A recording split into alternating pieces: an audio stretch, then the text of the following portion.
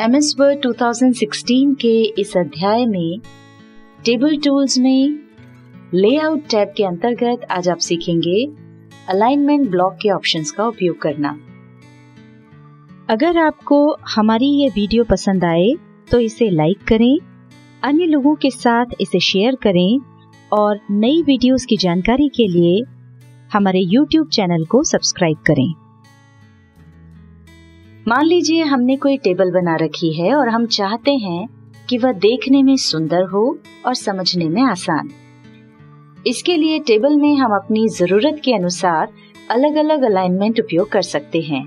जैसे हम किसी टेबल में टेक्स्ट लिख रहे हैं तो वो प्रायः लेफ्ट अलाइनमेंट से शुरू होता है, और यदि हमने कहीं नंबर्स लिखे हैं तो वो प्रायः राइट अलाइनमेंट में होना चाहिए। इसी तरह हम चाहते हैं कि हमारे सब हेडिंग्स स्टाइलिश दिखें, या हम किसी टेबल में सभी सेल्स का मार्जिन सेट करना चाहते हैं, तो ये सभी काम आप कैसे कर सकते हैं वो हम इस वीडियो में देखेंगे। यदि आपको किसी सेल, रो या कॉलम में लिखे टेक्स्ट का अलाइनमेंट चेंज करना हो तो उस सेल, रो या कॉलम को सिलेक्ट करके लेआउट टैब के अलाइनमेंट ब्लॉक में जाएं और यहाँ से आपको अलाइनमेंट के अलग अलग ऑप्शंस मिलेंगे। आपको अपनी आवश्यकता अनुसार जो भी अलाइनमेंट चाहिए वो आप यहाँ से चुन सकते हैं।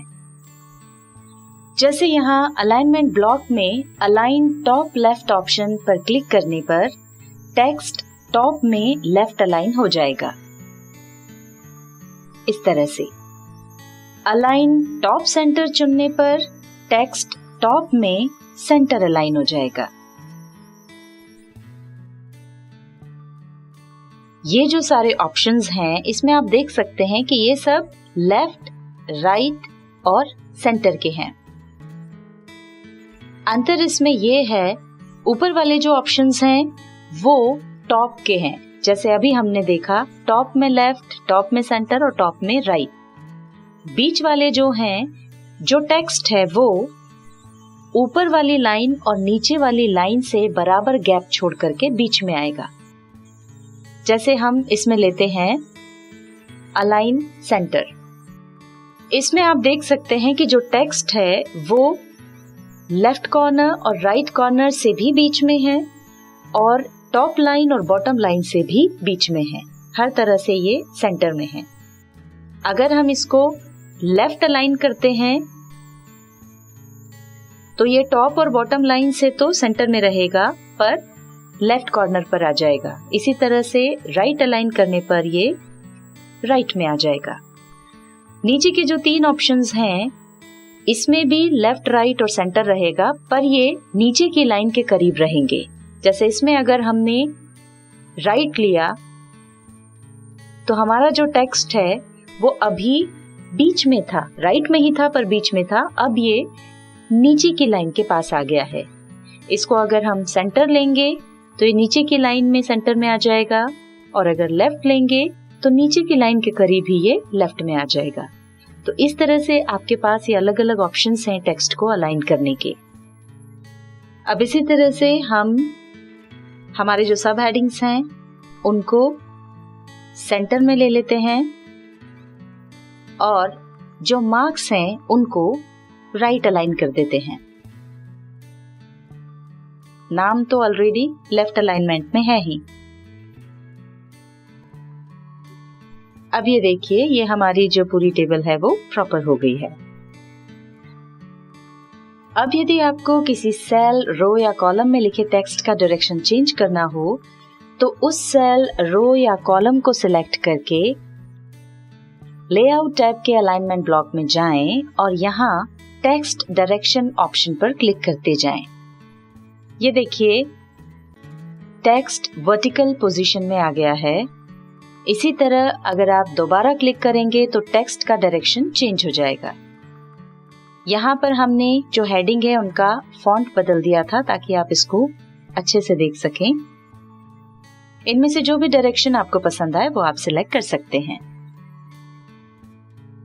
जिस तरह से हम पेज मार्जिन सेट करते हैं, जिसमें कि हम ये सेट करते हैं कि पेज के टॉप में कितनी जगह छूटनी चाहिए, बॉटम में कितनी जगह छूटनी चाहिए, लेफ्ट और राइट में कितनी जगह छूटनी चाहिए, और उसके बाद जब हम टाइप करते हैं तो अपने आप सिस्टम जो है वो उतनी जगह छोड़ करके टेक्स्ट लिखना शुरू करता है। उसी तरह आप सेल मार्जिन्स ऑप्शन द्वारा सेल का मार्जिन सेट कर सकते हैं। उसके लिए आप किसी भी सेल में क्लिक करें और उसके बाद सेल मार्जिन्स पर क्लिक करके इस विंडो में आप सेट कर सकते हैं कि आपको टॉप में कितनी मार्जिन छोड़ना है, बॉटम में कितनी छोड़ना है, लेफ्ट और राइट में कितनी मार्जिन छोड़ना है। अभी यहाँ पर ये 0 है, इसको हम चेंज कर देते हैं। हमको जो भी सेल मार्जिन सेट करनी है वो हम यहाँ पर सेट कर देते हैं। ये हमने टॉप मार्जिन सेट कर दिया है। अब हम लेफ्ट मार्जिन भी सेट कर देते हैं।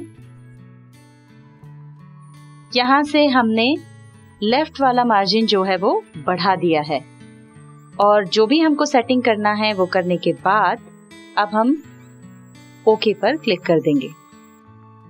ये देखिए, यहाँ पर आप देख सकते हैं हमने जो सेल मार्जिन रखा है उसके हिसाब से यहाँ पर मार्जिन सेट हो गया है, और ये जो अभी टेक्स्ट सेंटर में था वो अब लेफ्ट से ज्यादा दूर हो गया है और टुवर्ड्स राइट खसक गया है। ये जो सबसे ऊपर हेडिंग वाला सेल है, ये भी यहाँ पर जो मार्क्स टेबल हेडिंग डली है ये सेंटर में था, पर अभी आप देख सकते हैं चूंकि हमने सेल मार्जिन में टॉप मार्जिन भी सेट किया है इसलिए थोड़ा सा नीचे की तरफ नजर आ रहा है। अगर हम इसे वापस कोशिश करें अलाइन टॉप सेंटर करने की तो भी ये ऊपर वाली लाइन से जाकर के चिपका नहीं है। ये इसमें जो मार्जिन मेंटेन्ड है वो इसलिए क्योंकि हमने वो मार्जिन सेट किया है।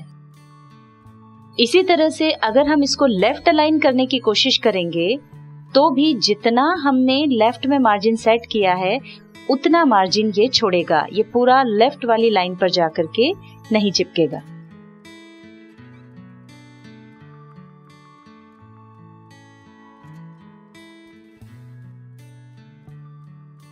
MS Word 2016 के इस अध्याय में टेबल टूल्स के तहत लेआउट टैब में आज आपने सीखा अलाइनमेंट ब्लॉक के ऑप्शंस का उपयोग करना। अगर आपको हमारी ये वीडियो पसंद आई हो तो इसे लाइक करें, अन्य लोगों के साथ इसे शेयर करें और नई वीडियोस की जानकारी के लिए हमारे YouTube चैनल को सब्सक्राइब करें।